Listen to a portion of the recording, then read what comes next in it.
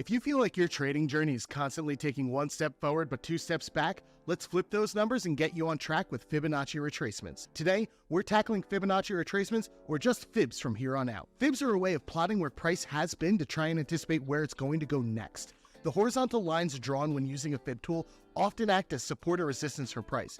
Let's dive right into some of the most popular settings for fibs. The default Fibonacci retracement tool looks like this, very colorful with a lot of plotted points and a little bit of an unintuitive way of having to draw it on price. So here, copy these settings for a super simple fib setup that you can use from here on out. 0, 0.382, 0.5, 0.618, and 1.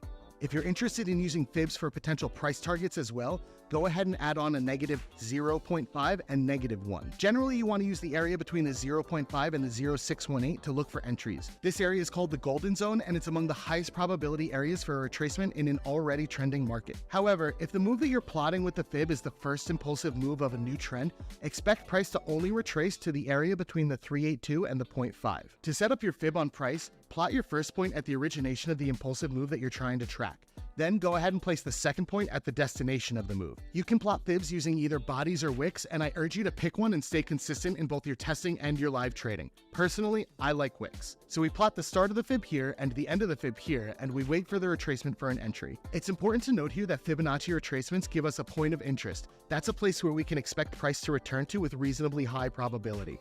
But just a point of interest a trading strategy does not make. You still need other confluences and an entry trigger of some kind. Price action patterns such as double tops or morning stars can pay you dividends when combined with points of interest from fibs. If you struggle finding a meaningful place to put your stop losses in trades, consider placing your stop loss just on the other side of the origination. If you don't use a fixed risk to reward for your take profits, consider using the destination or zero line of the fib as take profit 1, then the negative 0.5 as TP2 and the negative 1 as TP3. This combo of entering in the golden zone with a stop loss just past the origination and take profit at the destination should lead to a positive risk to reward ratio on every trade.